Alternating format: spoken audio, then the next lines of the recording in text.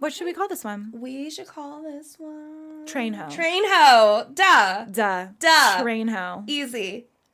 Krishna Venta, the Train Ho. The Train Ho. No better word to describe the Train Ho. The Train Ho. Bam. Done and done.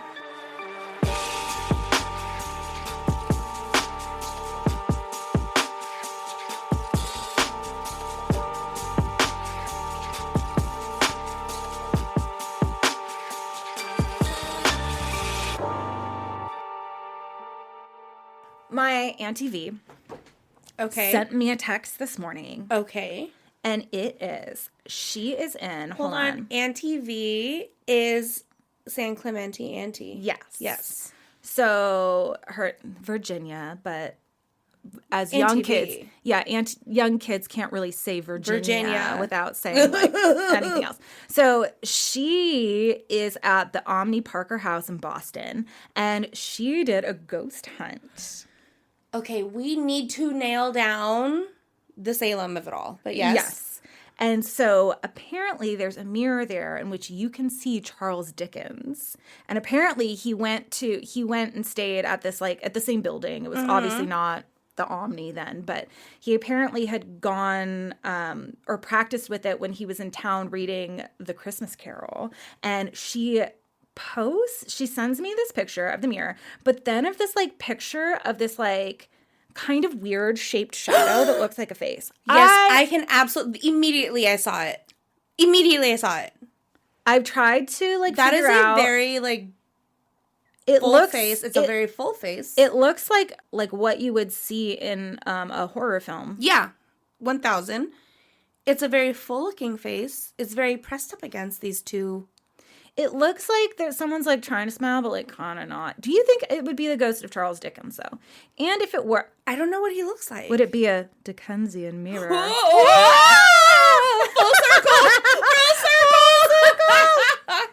Oh, this Dickensian mirror. What? Yeah, let's see. Wait, what does Charles Dickens look like? What does he look like? We must know. My phone has 0 batteries, so I'm far away. The tables have turned. I know. Wait, I'm only at 23%. I'm going full Jenna, and I am probably at 5% right now. Let's see. Charles Dickens smiling. Oh. No, not the same. Was that Charles Dickens' homie? No, I was like him smiling, and this is what I got. Oh my god! It looks like he's farting. He looks like Shia LaBeouf smirking. Yeah, the smirk. It's the smirk for me. Yeah, it's like Shia LaBeouf in Holes era. I would like to say, flare nostrils. I would like to go on the record and say that is probably not. I said nostrils, but yeah. Nostrils. Sometimes I listen to this podcast and I can hear myself mispronounce so many things. What? I only have ever heard you do it once, and I was like, wait a minute, this is my time. Oh, the executor of the will? Yeah. No. It's not even that. It's like normal ass words, but I'm just talking so fast and so distracted. I see. I don't know how anyone follows us. No, I know. But yeah, that was Ghost Corner. Dun, dun, dun. Ghost Corner of our new podcast. Boop. Called, nope. I shouldn't have continued. I should have stopped. We could have left it at boop. And maybe we still can. Maybe I can edit it out. I doubt it. Edit it out. I don't know. Whatever. So what have you done this week? Once again, we have gone a week in between recording. Isn't that crazy? I know. And we've both had, we don't have to rehash the whole week, but we've both had really busy weeks. Yeah. I don't know my name. However, I did get my eyebrows done, and they are looking very dark right now. But they don't. They look perfect. To be fleeky. They look gorge. I will. My fleekage will be real in just a little bit. But no, it's been a very good week. It's been very productive. We went to a basketball game. I needed to eat that night. I find myself doing this. Wasn't this a thing last week where you were like, I didn't eat enough and I had too many hot waters? It literally it just all happened again. And honestly, I'm like, oh my God, like I need to, you know what I find when it's too much going on, I can't sit and eat. Like I don't eat. Yeah. So now I need to know that when I do things like this, I need to just eat before. Mm-hmm. Like I need to not plan to eat when there's too many things happening. But no, it was super fun. And then we went out to dinner. I mean, it was a busy, very, very, very good week. Yeah, honestly, I'm like looking forward to just a very productive weekend because next week is going to be bleh, just non-productive whatsoever. Happy Thanksgiving to all. Oh, yeah. I feel like this would be a really good one to listen to on your road trip to wherever you need to be. Yeah, that's a good point. Because people be traveling. I honestly hate traveling. Me too. Well, like in a car. I used to a lot. Yeah, I used to, when we lived up in San Francisco, we would switch. Either we'd do Thanksgiving in San Jose and then Christmas down here, or we'd switch. Then it just got too hard. Crazy. Yeah. With kids. It literally, I'm like, you guys can come to me. That would be great. Yeah. Don't bring a thing. Aldrich will deal with it. I don't know. Yeah. I will clean the house. It'll be fine. Yeah. And that's, I just, like, I'm very excited for them to come down so that we can just, like, have a family sleepover for a full, like, 5 days. And, yeah, that'll be fun. It's, like, that good quality time. And be time. cozy. Oh, you want to borrow some puzzles? I have so many of your puzzles already. Oh, yeah. Remember that one time I had COVID 2 times ago? Oh, yeah. You brought me so many puzzles. I still have all of them. I just bought a new puzzle. It's Elf. Oh my God, no! And then we started it 300. Okay. So it's like we did it with the kids, but I started it with my sister on Thursday and then I fell asleep. What? I don't know. I didn't finish it. Oh, you guys came here after? Harper, Mark, Tommy, Jade, they finished the puzzle. Oh. Yeah. Yeah, we came here after. I was not expecting. I'm like Tommy was ready to. Week? Yeah. Well, he was 3-drink Tom. He was 3-drink Tom. He also won bingo. He won bingo. We've never had anybody win bingo. Not even like we were leaving, and then he won a pint. So then naturally you had to stay. Yeah, and have 1 pint. Even though all of us were yawning because we're elderly. We played bingo, and we were like, it's past 8 o'clock. We gotta go. Yeah, because you guys did Disney on Wednesday. I did do Disney on Wednesday. It was really fun. It's our last time, though, before next year. Because we have, like, the lowest of the low passes. But you guys honestly go so much, so it's worth it. Well, I am Jess. Oh, and I'm Jenna. We didn't do that last week. Oh, gosh. Who are we? We should have a sign that says, hey, introduce yourselves. I know. It should say, introduce yourself, you dumb bitches. Yeah, no one knows who you are. You dumb 2 + 2 not knowing bitches. Because you've done how many episodes? I know. We are on like episode 40-something. Yeah, it is 40-something. And you still can't remember? We just need to do a pre-tape. I know, but then what if it's like all like, hey, and then we're not feeling that way. It's like, hey, I'm Jenna. I'm your narrator, expert and yoga teacher, and you're like, I'm Jess. And I'm here to laugh and have a good time, like Real Housewives. Here for a good time. Oh my God, like our Real House. Oh my God. Oh my God, should we film a Real Housewives? It would be so cringe, but yes. It would be so funny. It would just be us on a cell phone because we don't have the wherewithal to put it together. But it would just be like the iPhone at its best. But maybe we need to do that. We probably won't do Cultured this month because there wasn't a lot of news in the cult space. That's what we should do for Cultured is have a Real Housewives intro. Like we have to we'd have to craft it. Turn around and even though no one will see it. Yeah. No, nobody will see it. And then I'm going to be but we will see it. I'm Jenna, and I'm just here for the drama. I'm like, I'm Jess. I'm just here to blow your eardrums out. It would be so funny to just us. I know, literally. Oh my God, we could do so many takes, and it would continue to be funny. Oh my God, it would be so funny. It would just be like an ongoing, like beat the dead horse. Yeah. And we would still chuckle. Yeah, it would be so good. Yeah. Okay, we'll get started because we were already like 14 minutes in. And this is after we talked for 20 minutes. And then I went and I deleted all the audio because it was just, I kept thinking, we're going to record. We did not. And then we don't. No. But naturally some things were like, oh, let's save it for the pod. Oh, yeah, my story. My story I saved for the pod. But you know what? Now, it's not that interesting now. No, I know. That's literally why I was like, huh. It really was not interesting. It was that I found Jack's slide that he left 2 weeks ago at the Booch place. I mean... At the Booch place. At the Booch place. And not in a lost and found. No, it was just on a lamppost. They were like, he's coming back. We know He'll come back for it. Yo, you know. We know them. You know that someone was like, you know they'll be back for this. I know. They're like, hold on. They're back. There's a lot of families that go there. Yeah.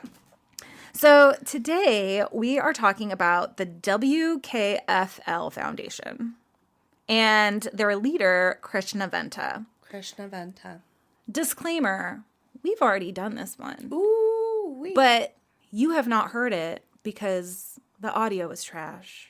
Mm-hmm. So I deleted it. And sometimes it'd be like that.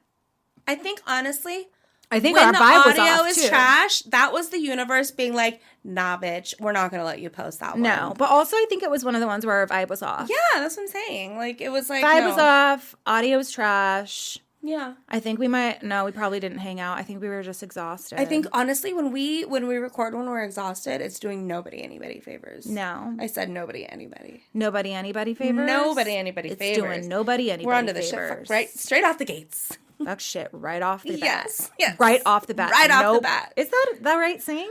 I'm not know your audience. I'm not the best with the sayings. I be fucking shit up every single time.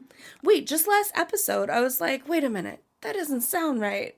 Because ducks don't talk. Wait, did I cut that? I don't remember. I don't know. I don't remember. I think I cut it. Well, maybe I left it. I don't know. If you did cut it, it's for the best. It was... the only reason why I wouldn't have cut it was because it would have bled into so many things. Yeah. Because the way that we talk, I've realized, is that everything comes back to reference and then the conversations just flow from one to the other. So our tangents get sucked into so many things. It's hard to cut a tangent. And honestly, that just be us. Tangenting. It's the ADHD conversators. And I'm non-medicated for the ADHD. So on the morning of July 12th, 1949, that's a 19. Also, it's Kendra's birthday, but she was born 35 years later. Yep. Anyway, on the morning of July 12th, 1949, a small airplane, Standard Airlines Flight 897R, carrying 48 passengers from Albuquerque to Burbank, clipped the edge of a hill and crashed into the mountainside. Prescott went. That's really sad. That is awful. I said it in a way that made it seem like I wasn't sad about you were so matter of fact. I was matter of fact. Yeah. I would not be reading the news anytime soon. Right. But the press caught wind of the crash and booked it to Simi Hills, where they were bewildered to find a group of barefoot, crudely robed people picking through the wreckage looking for survivors. That is wild. So they're like, here we go. We're going to go see this wreckage. And then there's basically these hippies. And this is on 49. So they don't even know what hippies look like. These robed mountain people. Robed barefoot mountain people. Yeah. So they managed to find 15 survivors. And Look magazine published a 4-page article entitled, quote, California's Offbeat Religions, We Love You, and introduced the country to the WKFL, which stands for Wisdom, Knowledge, Faith, Love Foundation, otherwise known as the Fountain of the World. The group's leader was a man named Krishna Venta, and he was tall and thin with long hair, a bushy beard, and was dressed like he just stepped out of a Christmas pageant. Okay. And I think they were going for nativity era. But what it gives is if the Brady Bunch were doing a nativity play where it kind of seems like it's weird pastels. Okay. All right. I don't know. It seems like a very hokey Christmas pageant-y vibe. When I think Brady Bunch, immediately I think when they do the dance. Sunshine. Yeah. And then I'm thinking of them in robes. Uh-huh. Oh my God, a Jesus Christ Superstar vibe? No, they weren't Jesus Christ Superstar vibe. They're I don't know. It's hard to explain. I'll obviously post a picture on our Instagram. Yes. Which has been changed, by the way, to at the Cultural Zeitgeist if you are looking for it.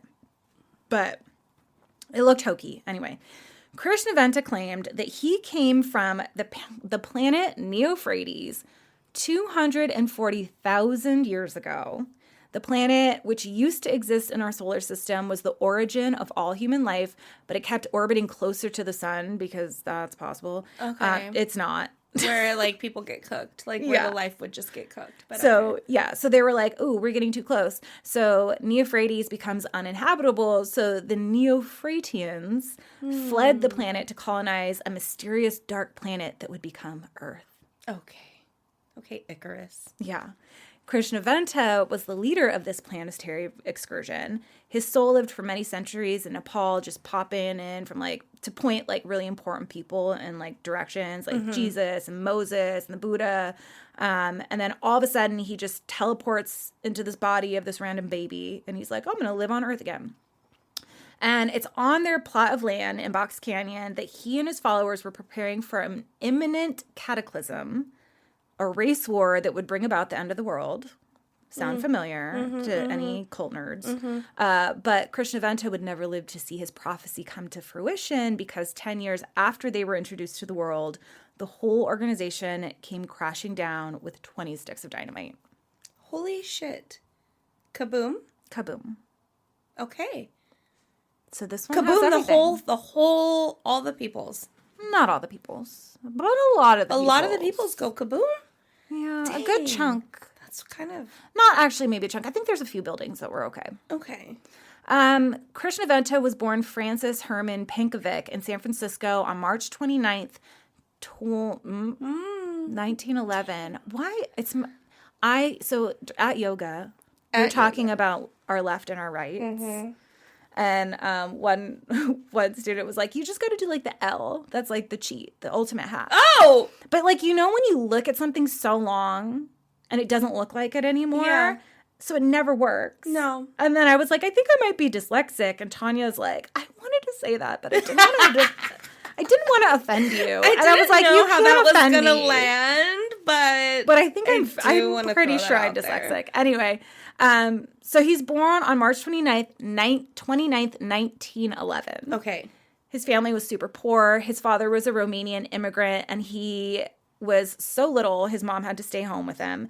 And only after 3 months, they just couldn't do it anymore, so they put him up for adoption. That is fucking sad. It's so sad, because I think that, like, who's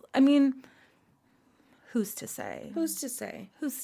Who is I think that them, despite him being kind of like a fucker later on, I think that it was for the best because he did grow up in a really loving home. Yeah. Okay, good. So baby Krishna Venta / Francis was adopted by a couple from rural Nevada, the Jessens, who brought him back to their farm and raised him with so much love. They called him Frank, and he was their only child. So despite being poor, they gave him all their attention, as many resources as they could. Right. But even with that, he was still pretty isolated and feeling that sense of abandonment from his biological parents. That's sad. In his early teens, his adopted father dies, and his mother manages to keep the farm running. And this is where he really learns to, like, live off the land. And in his youth, he does a lot of traveling through Utah and Idaho and gets hit by the travel bug. Ooh. So the last school record of attendance was in 1927 when he was 16. So that would have put him in sophomore, yeah. It was a small high school, and he was super popular because he was in the Glee Club. Oh, and I guess that was... Okay, Krishna. Yeah, and so that was, like, really popular. But I guess it was common around this time for kids in especially rural areas to drop out of school and go to work. Oh, that sucks. Because, especially rural areas, they need their help on the farm. Yeah, literally. They are living off of the land. If they are not producing, they don't have anything, so. Yeah. And a lot of it was, like, very, like generational farms. Yeah. So a little after he left high school, he claimed that he made contact with his biological mom, who was living in Idaho, which was just a 3-hour drive away. I think last time I was like, you're going to go all the way to Idaho? That's like a day's trip on a buggy. Wait. But it was a 3-hour drive. To Nevada. Where he was in. Oh, yeah. Who knows? I don't know. I don't know either. But Idaho's like a long state. I was thinking Utah, but Utah is above Idaho. Yeah. And I think that's why I was all out of sorts. Again, I don't know time. I don't know locations of states on maps. I don't know geography, apparently. No. Because I would have put money on Utah being closer than Idaho. Is it? I thought so. But I literally don't know. Oh my God, we might have to edit this part out. isn't Utah one of the states that touches? It's like Utah, Colorado, Nevada, and New Mexico. Zoom out, zoom out, zoom out. Utah. Oh my God, you're right. Oh my God, really? Wait, no, from Nevada, it's right above Nevada. I'm thinking Arizona. I was thinking Arizona to Idaho. Oh, okay. But Nevada to Idaho, they share a border. Okay. Look at us. For some reason, I just, in my mind, even though it was Nevada, I was thinking Arizona. Okay. So I was like, his driving days on a horse and buggy, but he also was driving a car. So there's that. He was not. Yeah. Yeah. So, okay. Oh my God, look at me knowing about you were right. like states and stuff. Yeah. Look at you and your geography. Who am I? Yeah. Okay. So so from Nevada to Idaho where his mom was, it was only a short 3-hour drive. So he goes to stay with her for a bit, and it doesn't quite work out.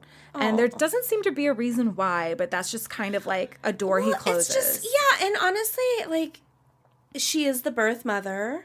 Are we talking about birth mother? Yeah, his biological mom. You know, you go through life not knowing who they are, and then you probably have like this fantasy of what you think it could be.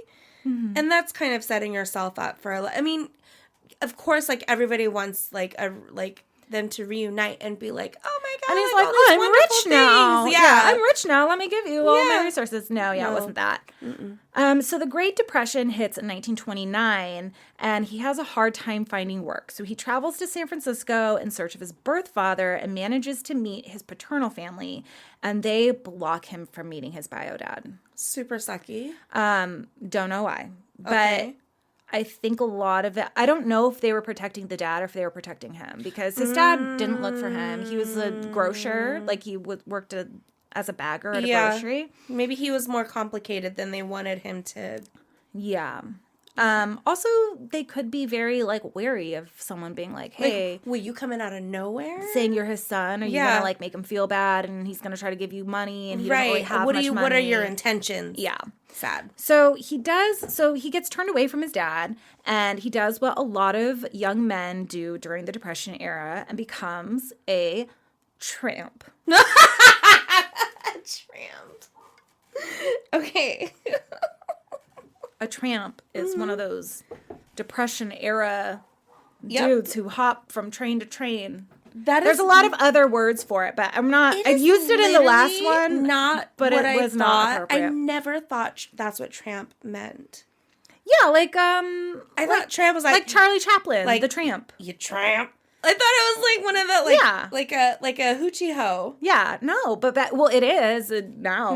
But it's also like a train hopper. Yeah, it was a train hoe. Oh, okay. A train hoe. It was a train hoe. Okay. Makes all the sense. Yeah. Okay. So, yeah, in all of the notes or all the research I did, they used the word hobo, which no one should be calling anyone that now. Right. So I'm just going to go with tramp. We're going to go with tramp. It's historically accurate and hilarious to think of him now as a train hoe. As a train hoe. Forever train hoe. Yeah, but I think he did have like one of those like sticks with like the little... With the little, like the Johnny Appleseed? Like Johnny Appleseed. Yeah. But anyway, so he gets into trouble when he is moving through El Paso, Texas, because he steals a bunch of luggage from a hotel and then gets caught because he's just walking around town with luggage. With luggage and his, like, stick with a little, like, handkerchief on the end. So you can see, like, what is his. And it was, like, fancy and luggage. What is obviously not his. Yeah. So he's arrested, spends 3 months in jail. And from there, it doesn't get much better. He's arrested in LA for petty theft a year later. He's arrested in 1935 in Florida for violating the Mann Act. He got all the way to Florida? I mean, train hoe. He's stopless. Yeah, he's train hoe and hard. Train hoe and hard. So, yeah, he gets arrested in Florida for violating the Mann Act, which is transporting someone across state lines for immoral purposes. Mm-hmm. I think we talked about this in the Pierre Bernard episode, because that's when it used to be called the White Slave Act, because they were worried about white people being enslaved and taken across state lines. My brain explodes. But it's what R. Kelly was prosecuted with, was the Mann Act. The Mann Act. Which I still think Diddy will be prosecuted using the Mann Act. People keep dying. Did you see? More people are dying? What? So one of his like security people, pneumonia. Again? He needs to come up with something new. It literally all things are just pointing back to him. Dude, I feel like he's putting that baby oil in like an aerosol spray. Probably. And then he's like spraying people and it's getting in their lungs. Literally, he's like, shh, they'll Yeah. never know. Yeah. I mean, Fucking it's ridiculous. not above him. I rarely get tinfoil hat about things, but it's so fun. Yeah. So anyway, he gets arrested for the Mann Act in Florida. This is all in my notes. Debaucherous behavior, yoga, that was all included in the Mann Act back in the day. I did find, so back on the Mann Act, everyone was like all up in arms about the Mann Act during the 1920s and stuff. And I did find an article that had this like perfect, weird, racist, like moral, like panic quote, like all encapsulated in this one quote. And it says, quote, "One thing that should be made very clear to the girl who comes to the city, and that is that the ordinary ice cream parlor, which is very likely to be a spider's web for her entanglement. This is perhaps especially true of those ice cream saloons and fruit stores kept by foreigners. Scores of cases are on record where young girls have taken their first step towards white slavery in places of this character." Oh my God. Don't go where they sell fruit. Don't go to a fruit cart or an ice cream parlor. Don't do it. Don't go to a fruit cart and ice cream parlor. Just don't even make eye contact. Don't look in that direction. You might get got and turn into a white slave. Get the fuck out of here. Oh my Ridiculous. God. Anyway, moving on from that detour of sorts. Charges are dropped, and Frank Jessen decides to lay low for a bit. He starts reading about philosophy and reemerges a year later as Dr. F.H. Pinkovic, which is his birth name that he hasn't been using up until this point. He claims to have many degrees in philosophy. He spent 3 years living in India, and he claimed to be about 20 years older than he actually was. Wait, hold on. So did he actually go to India? No. Okay, He's just saying that he did. I'm just trying. Like, it blows my wires that people can just, like, go and just reinvent themselves to whoever they want to be in, just on a whim. Yeah. You know what? He just was like, I'm going to start over. Yeah. I'm going to say I'm older, and so therefore I seem wiser. Yeah, 20 years older. 20 years older, which is crazy. And they're going to be like, damn, you look good. And he's going to be like, I know. I know. It's all the I meditating. have so much wisdom. So he was pretty smart, though, and he was a very excellent speaker. He had excellent showmanship, which probably came from Glee. Yeah. Glee Club. And so he starts offering free lectures on Christian ideals mixed with Eastern philosophy and psychology to help people just feel more connected with themselves and to feel better. And the idea was that if he provided free lectures, then people would come back for a paid lecture. So he's not like... I don't think that he really was looking to be kind of a guru, or I think he was seriously just looking for money. Right. He's like, I'm going to give these lectures, and then this like I'm gonna started there's to going to be turn a paywall. into something. Yeah. So he travels around the country doing these lectures and catches a break in Oklahoma where they put him on the radio. Oh, snap. And it's in Oklahoma that he meets Geneva Webster, who went by Lucille, spelt really weird. I don't know. Do share. Lucill. Lucyle. Lucille. Lucille, huh? Yeah. That's what people do these days. Not so much in the 19s.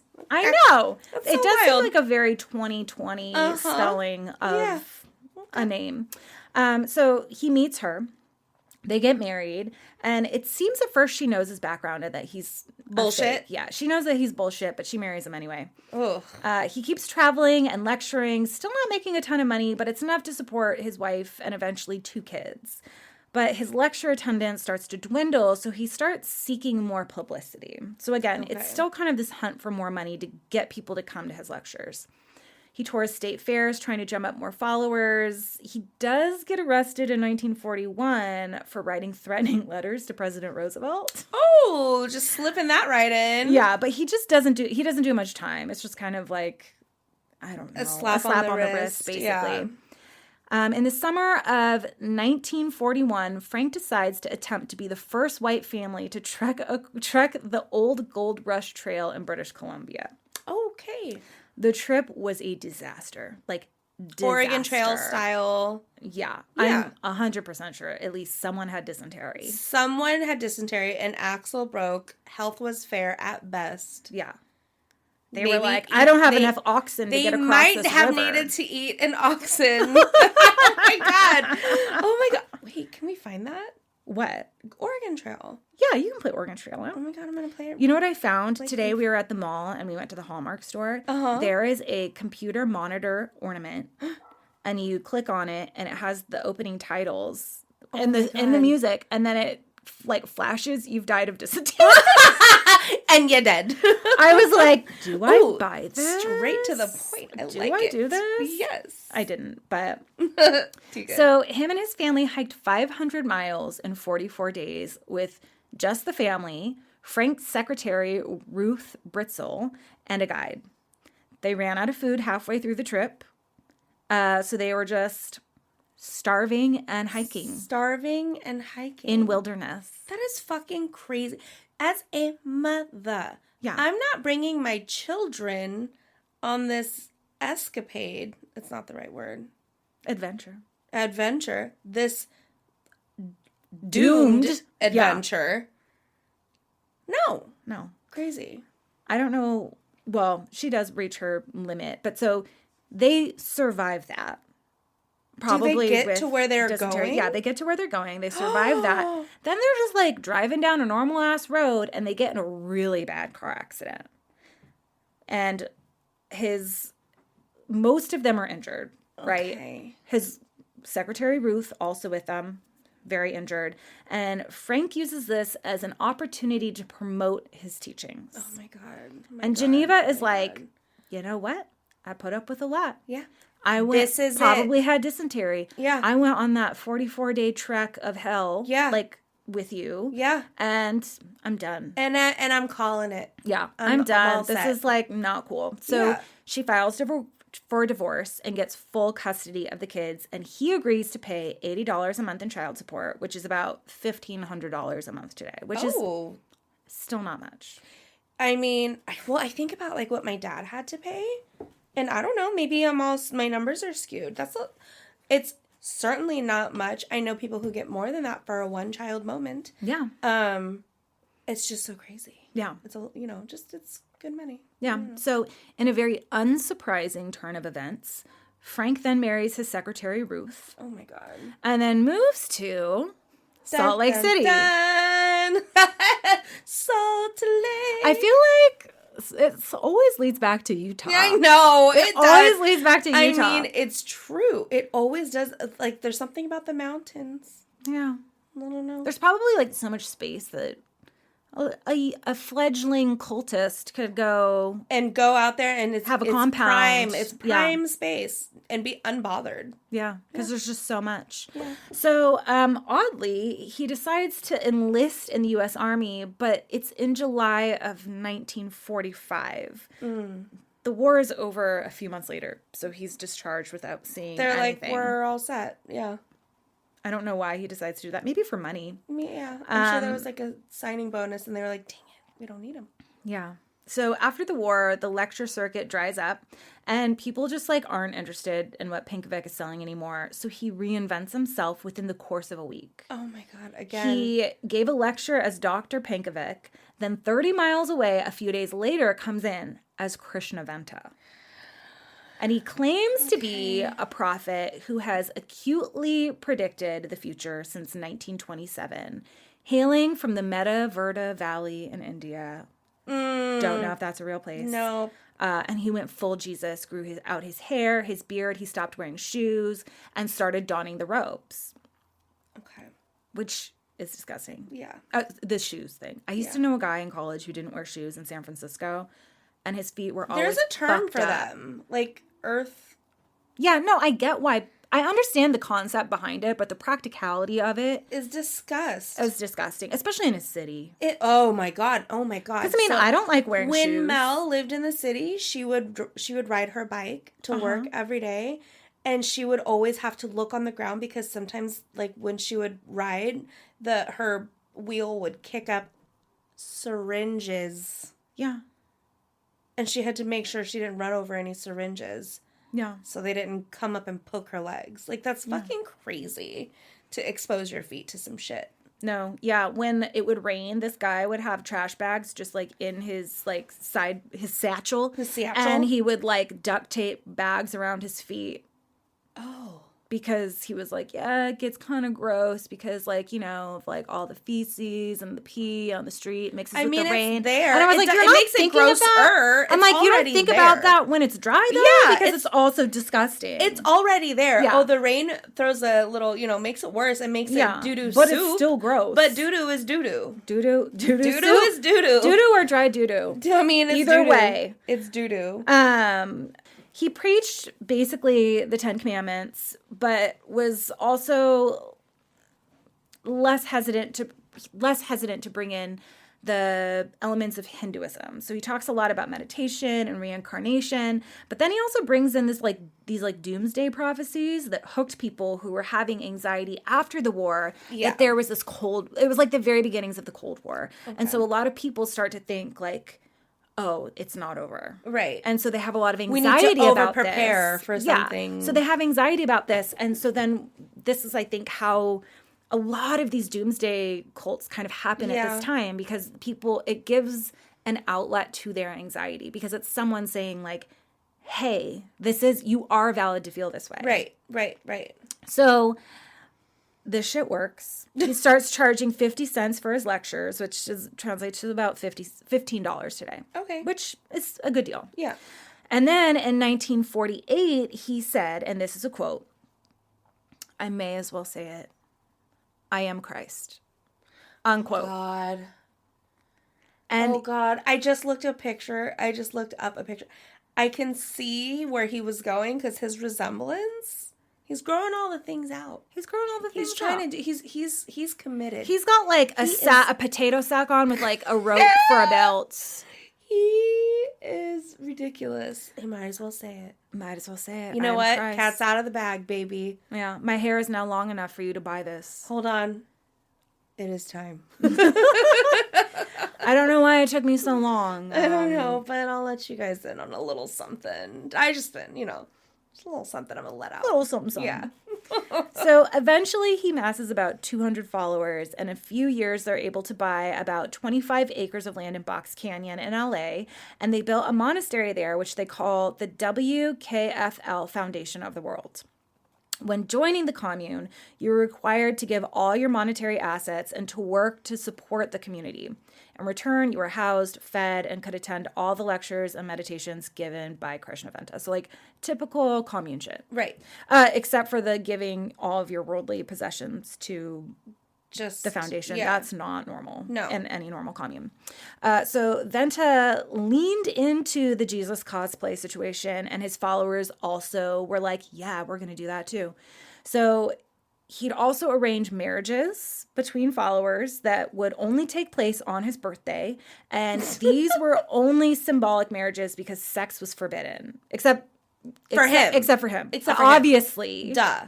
You know what's kind of crazy is that, like, once you hit a certain point in all of these, they're all kind of the same. They really are. Arranged marriages. They all are like, nobody can have sex, just I can have sex. Me. With whoever the fuck I want. With whoever the fuck I want. Me whether or not they want it. Yeah.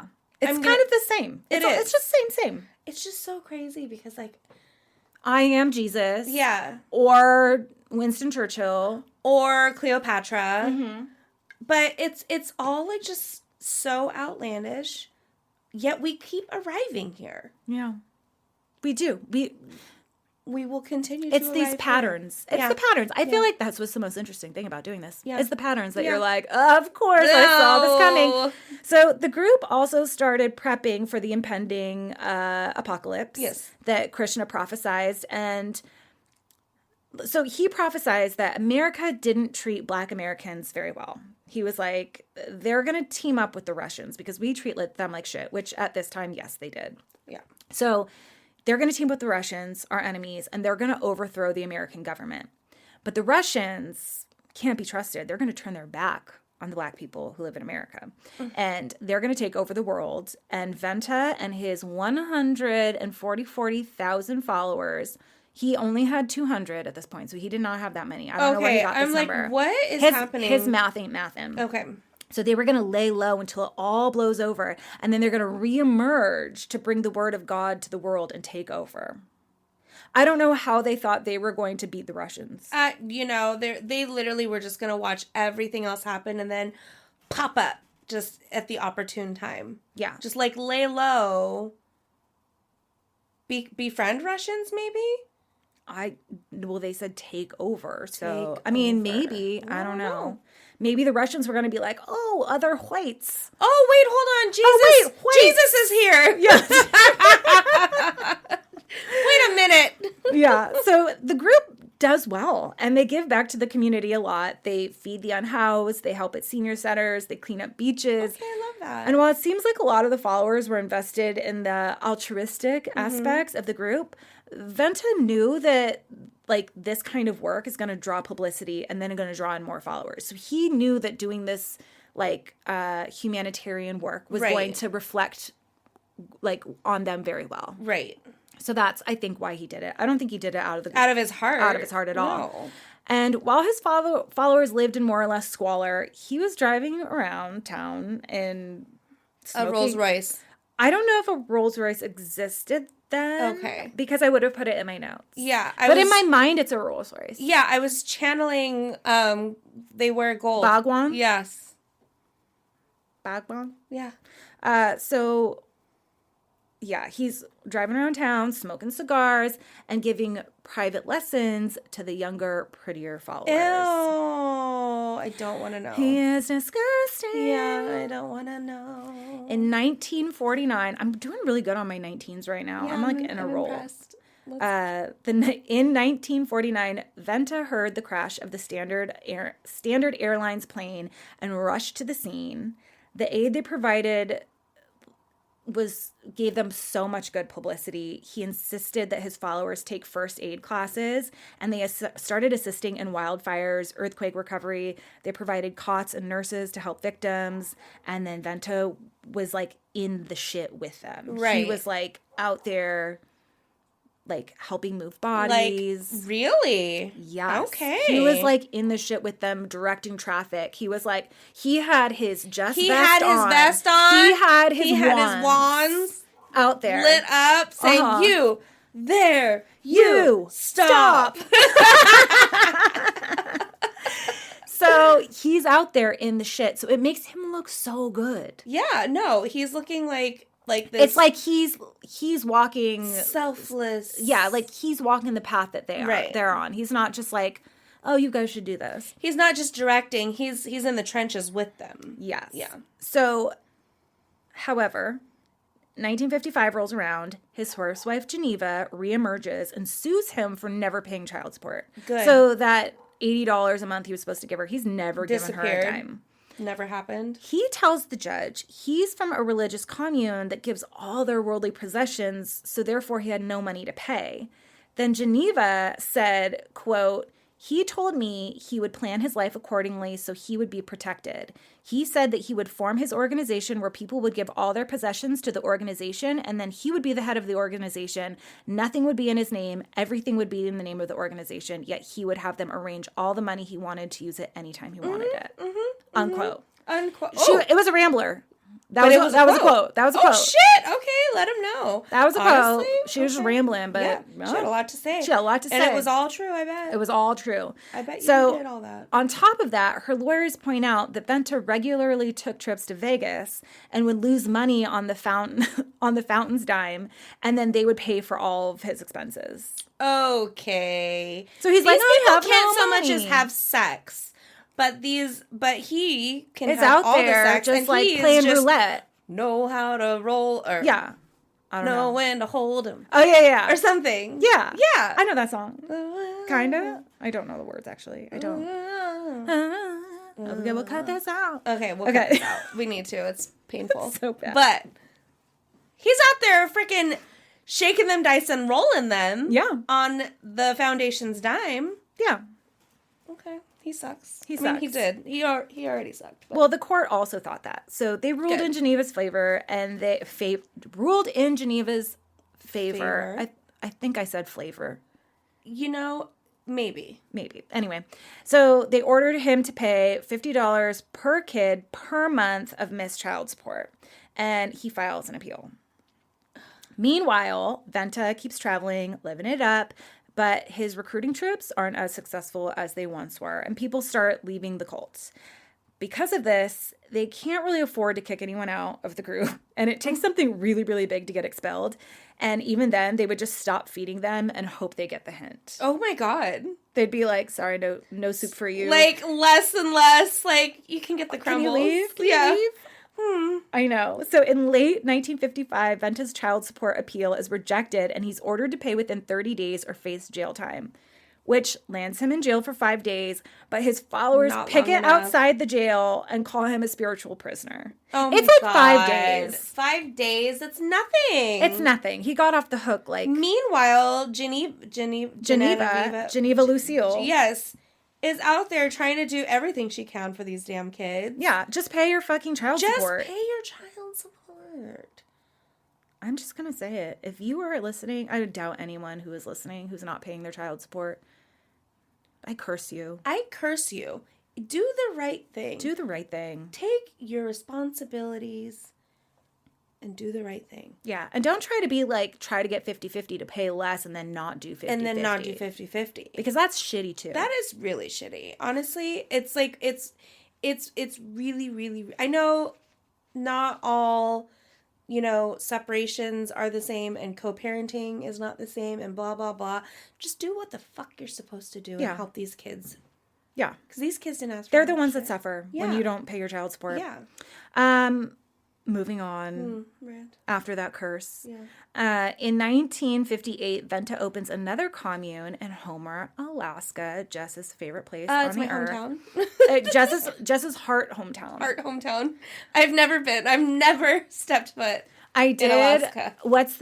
Who lives there that you love? The Kilchers. Okay, yeah. So I did spend probably a whole ass day looking to see if the Kilchers had any connection to the commune at all. Like, did they just drive past it? Right. Did they know someone? But I couldn't find anything.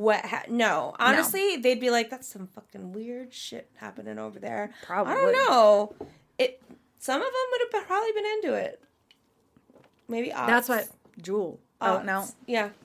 I know. Who will sing your soul? That's who she's singing to. Literally. She's like, wait, don't talk to these people. Because who will save your soul? Yeah. If you don't sing your soul. Yeah. You're welcome. You're welcome, everybody. So they start up another one in Homer, Alaska, and this serves a few purposes. It removes the cult from the eyes of the press that is now so prevalent in California after his arrest, and it also isolates the followers. Okay. Once they're in Alaska, they have no other option to be 100% reliant on the cult to survive. Yeah, absolutely. There are not much resources unless you are a homesteader. Unless you're a Kilcher. Unless you're a Kilcher and you have a root cellar that's already stocked and ready to go. And they didn't. No, of course they didn't. No. So Venta is splitting his time between the two locations, and some followers start defecting. Ralph Muller and Peter Kamenoff were two that were sick of Venta's shit, and Venta was sleeping with both of their wives. Well, I would be absolutely sick of their shit or his shit if he's having sex with my wife and I can't even have sex with her. Yeah, I can't have sex with my wife, but you can have sex with my wife? Fuck right off. Tell me how that makes sense. No, it doesn't. I'll tell you how it doesn't. Yeah, and then they also were like, it's kind of fucked up that you're like all on these young girls. Like that. Disgust. You keep talking about morals, but you're not living the life that you're telling us to live. Right. You're not walking your talk. So Muller and Kamenoff start trying to rally the followers around them, and it doesn't go well for them. Oh, shit. So then they try to get the DOJ to investigate Venta and the fountain, and they were like, we're not interested. As far as we can see, this guy is doing good work, and he, Jeez. He went to jail for a few days for this, but that's not enough. Yeah. So they take matters into their own hands. And on December 10th, 1958, after recording a really long confession and like this diatribe against Venta, they drive to the compound with a shit ton of explosives and are seen in the early hours of the morning fighting with Venta near the monastery. One follower saw the argument and homered into a bush. Oh. He just was like, much like my shirt. Much like your shirt. He just was like, oh, I shouldn't be here. Yeah. And just like, he thought he was intruding. So he just kind of like, ooh, uncomfortable. Yikes. So he walks about an eighth of a mile away, which is not far. No. At all. And he hears an explosion and sees the entire roof of the monastery up in the air. That is fucking crazy. The blast collapsed the boys' dormitory, trapping many of the boys inside. Many managed to escape and tried to get to work putting out the fires, but they just, every time they put one out, another one would pop up. Because they're in, like, Box Canyon. Yeah. Dry brush everywhere. Right. So by the time, like, they could even gather any information about what was happening, it was all burnt down. Yeah.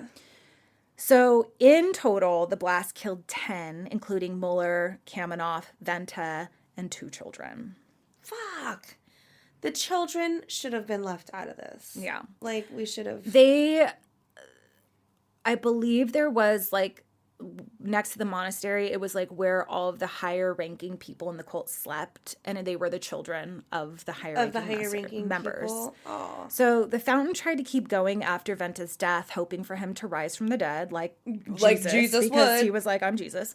But also many people had no choice to stay because they didn't have any resources to leave. No, they're like, well, shit, I've dumped everything I have. Yeah, this is all of my money. This is our way of life. I have no family I can turn to because isolation. So in 1968, a short, bearded, failing musician and a few of his followers stayed at the fountain, listening to their philosophy and even tried to, like, get in and take over a little bit. But they were like, no, hippies, and they kicked him out. Mm-hmm. The musician was Charles Manson. That's so fucking crazy. That is literally crazy. It is crazy when you also realize that he ended up at Spawn Ranch, which shares a border with their property of the foundation. And he starts preaching about Helter Skelter, which is basically Venta's doomsday race war prophecy, like repackaged for a Beatles fan. Right. That is so fucking because I crazy. believe, and I could be wrong, but I don't think I am, is that he believed that there was going to be a race war, but they were going to take care of each other, and then they would emerge and be like, oh, there's no one left. That is so crazy. And so that's why they started writing Helter Skelter and, like, Kill the Pigs, because they wanted the police to think that black people killed Sharon Tate so that they would, it was so stupid. So anyway, one of their survivors went on and found her own UFO doomsday cult called the Seekers, who we're going to do in a few episodes. Wait, what? Yeah. She said, I need more of this. I need more of this UFO. This ran out. I need more. Yeah. We're going to be a little heavy on the UFO cults because this is the rabbit hole that I've gone down recently. Okay, I'm into it. But so she started a cult called the Seekers. It happens to be the first UFO religion ever. Oh. 3 of the survivors went on to join Jim Jones at the People's Temple and died in Guyana as a result. So they drank the Flavor Aid. It was not Kool-Aid, it was Flavor Aid. Flavor Aid. They drank the Flavor Aid. It doesn't roll off the tongue. No, it doesn't. But, we got to keep Kool-Aid safe. Well, it was Flavor Aid. Flavor Aid. The property, so the reason why this even came across my, eyeballs was that the property that the foundation sits on is for sale. And they're having a hard time selling it, obviously. Naturally. But it's listed for $4.8 million. But there is, no takers for the site of a cult suicide bombing. Yeah. But I can't imagine how that would go over really well in a listing. No, I think that they say that there was a lot of history. I think that they try to lean away, but I did see that the realtors, they took quads out there, like in dirt bikes. Okay. And they did like GoPro footage of them like dirt biking through the property. Right. They're just trying to figure out a way to sell it. Yeah. Oh, yeah. It looks so fun. I was like, dude, that'd be so cool if it wasn't $4.8 million. And also people weren't abused and murdered. Like die. Yeah. Yeah. And, the abuse. There's that. But yeah, so that is it. Krishna Venta. And I wonder, I mean, I'm sure he would have found someone else to rip off Charlie Manson, but I wonder if he had not gone and stayed and listened to their philosophy, what would have happened with Charlie Manson? It's so crazy when you think about two people just like batshit crazy meeting each other. Well, he didn't meet Krishna Venta. He met the followers. Oh, he met the followers. It was just like the last dregs of the followers that were still there. That is so crazy. I'm surprised he wasn't able to get the followers to follow him. No, because they're like old people from the 20s that are like, we don't want no hippies. Like, get out of here. And he comes in trying to be like, yeah. I mean, you saw what he looked like. He didn't look like a nice, wholesome young man. No, he didn't. No, he looked like a predator. Yeah, he did look like a predator. A street predator. He had crazy eyes. He did. Crazy hair to follow. Yeah. What should we call this one? We should call this one... Train Ho. Train Ho. Duh. Duh. Train Ho. Easy. Krishna Venta, the Train Ho. The Train Ho. No better word to describe the Train Ho. The Train Ho. Bam. Done and done. So, that is it for this week. Again, if you have not listened to the last 2 episodes, we have changed our name of the podcast. Yes, we have. It used to be Spiritually Fucked. But some people be nasty. Some people be real nasty and just ruining all the good things. So we have changed it to The Cultural Zeitgeist. If you want to find us on Instagram, it is at The Cultural Zeitgeist. You can also follow or subscribe so that you don't lose us in the future. And if you want, we'd love it if you could leave a rating or review us. You guys are so because it helps us out so much. Yes, we have had some wonderful, kind people who have left some really nice reviews. And if you have left a review and want a shout out, please DM us on Instagram. I check it pretty regularly. So. Yeah. And but if you don't, just we just don't know wanna, we love you. We don't want anybody to feel the cringe. Yeah. But thank you. I know. Love. So, that is it for this week. And then we've just got a couple more weeks. We're going to take a break over Christmas, but we will be back in the new year. I hope everybody enjoys their We food. still have 3 more. 3 more during this year. During this year. This year. That wasn't the right sentence. And I just we have 3 more this year. Yeah. But I hope you guys enjoy your food. I hope you guys enjoy your family. Oh, yeah. Happy Thanksgiving tomorrow if you celebrate. Yeah. That it's kind of okay. That mixed feelings. Exactly. Mixed feelings. You know what I'm going to do? I am doing a turkey trot on Thanksgiving. But I'm making myself a shirt with just like an iron on. And it's Wednesday from Addams Family Values, where she has the match. Oh, so good. I know. Oh my God, so good when they were all dressing like for the Native Thanksgiving American. Day. Yeah, for the Thanksgiving Day parade. That is I'm gonna wear that. Oh my God. For my turkey trot. Wait, do you already have it? No, I gotta make it. Oh, okay, I was gonna say that and my hat that says "You are on native land." You are on native land. I love that hat. I'm gonna link it. I'm gonna link it in the show notes. So if anyone wants a "You are on native land," it's called Urban Native Era. I believe is the brand. They're the best. Cute. Yeah. They have shirts. They have hats. It. Yeah. You can't go wrong. Mm-mm. They're the best. So just enjoy your food and your family. Yeah, enjoy your food and your family, and just remember that this is not a day to push false narratives. No. About pilgrims. Right. Because, bitch, you're on native land. Because, bitch, you are on native land. That is the perfect way to close it out. Bam. Okay, bye. Bye.